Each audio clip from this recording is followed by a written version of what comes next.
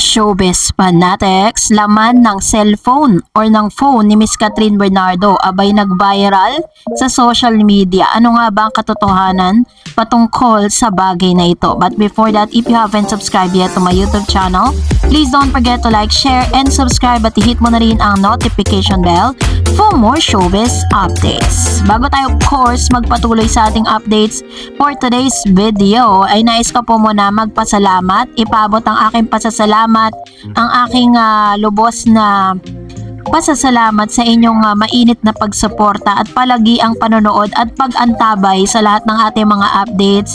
Maraming salamat po sa inyong panonood. And for today's video, pag-usapan natin to dahil natitrigger at tumataas ang ilan sa mga kilay na mga bashers ni Catherine Bernardo ngayon dahil laman na naman si Miss Catherine ng isang article kung saan doon po pinicture yung kanyang kung bakit daw tinawag na Asian superstar si Miss Catherine Bernardo. Sa isang post po sa Facebook ay dito idinitalye niya kung bakit po tinawag siyang Asian superstar dahil kung pagbabasihan natin ang ilan sa mga resibo at ebidensya na nagkakalat ngayon sa lahat ng social media at sa Google, kahit i-google niyo po yan, makikita niyo dyan na at the early age of Miss Catherine Bernardo ay makikita na talaga natin yung kanyang potential as an actress.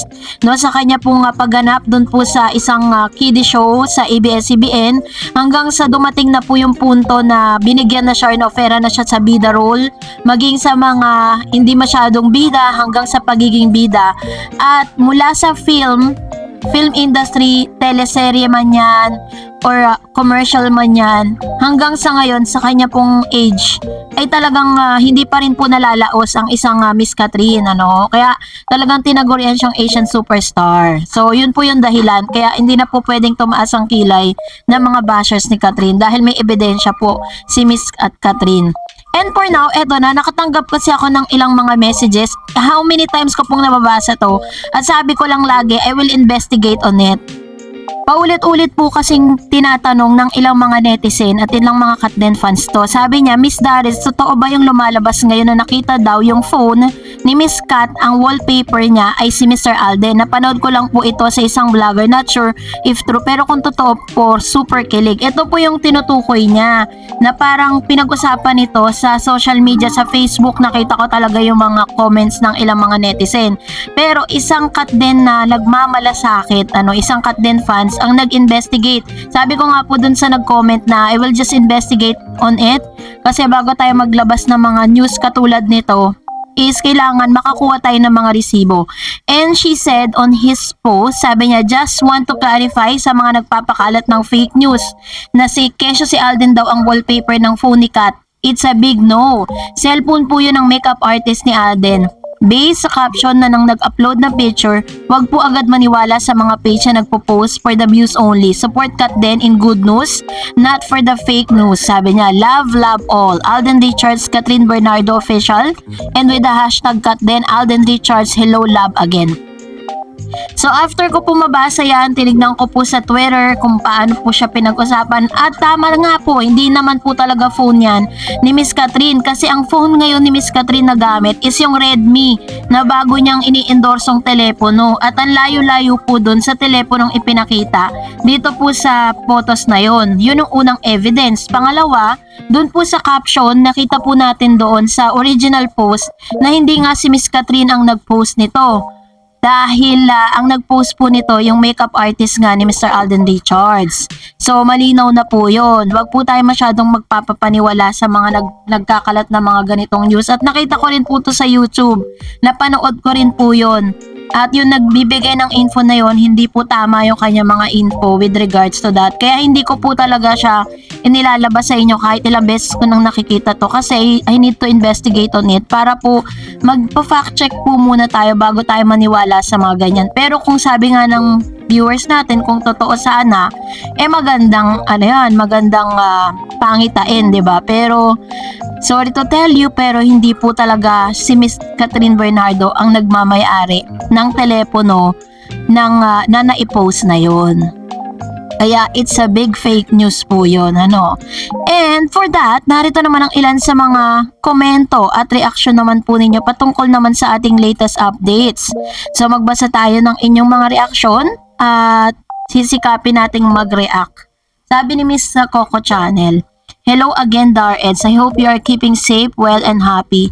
I'm sorry to know that your hula lady are still hoping for Kat and Padilla's rendezvous. You will not give up until get her back. I'm not Catherine Bernardo, but I will say to you, hula lady, that is in your dream. Stop your insanity and so delusional about Padilla and Kat reconciliation. Let her be happy for God's sake.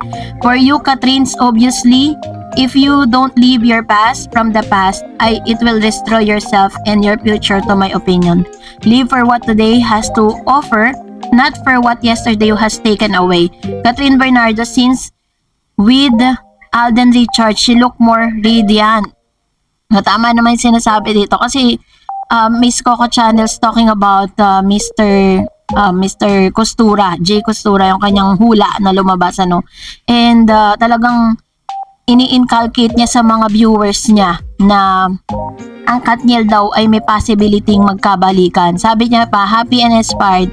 Also sabi ni Padilla, hindi nasusuko na siya dahil sila na okay, may alam si Padilla o yang hula lady mali. Or okay, good luck to your vlogs sites, Dareds, and take care. Happy Monday, Dareds. How is the weather at your ends? It's springtime here and our weather is fantastic. All the flowers are blooming and my gardens has been looking good by now. Wow! Dito po sa Pilipinas bumabagyo as of this moment. And we are happy to hear those beautiful news about your end right now. So take care, Miss Coco Channel, and also salamat din po sa inyong very positive and inspiring comments sa ating comment section. Miss Bernadette Gallardo, ang kulit nyo, sabi na nga ba, what you see is what you get. Action speaks louder than words. Syempre, sabi nga ni Alden, hayaan mo na maging private. Basta kung totoo, solid idol ang Kat din, support forever. Tignan mo, anong ginagawa ni DJ kay Kat. Umaasa lahat, never na masaktan si Catherine Bernardo, pero nasaktan pa din siya. No matter what, forever ako Kat din. Ayan. So, ito naman yung kanyang mariin. No, na kanyang mga komento patungkol po dito po sa mga naihatid natin sa inyo kahapon kasi medyo medyo malulupit yung mga pangyayari na yon. And also Miss Lilibet Gastardo, Kat, for my advice, na nasa kama ka na, babalik ka pa ba sa sahig? Kumbaga andyan na yung guy na andyan na lahat, ba kay Alden na di naman yan basta-basta, wala ding girlfriend, ikaw lang ang pinapangarap niya. Diba, for 5 years, wala na siya naging girlfriend. Maraming papansin, pero wala siya, diba? Tinanggap si Sanya, fake, Kat din, kami forever. Just keep doing and enjoy your time. Really love you both. Ayan, thank you so much, Ma'am Lilibet Gastardo, sa inyo pong komento. And sabi ko nga po sa inyo, diba, at the end of the day, it's Catherine call kung sino po talaga yung at kung sino yung kanyang gustong makasama for her lifetime, diba? So, and I think naman very firm si Miss Catherine Bernardo sa naging desisyon niya.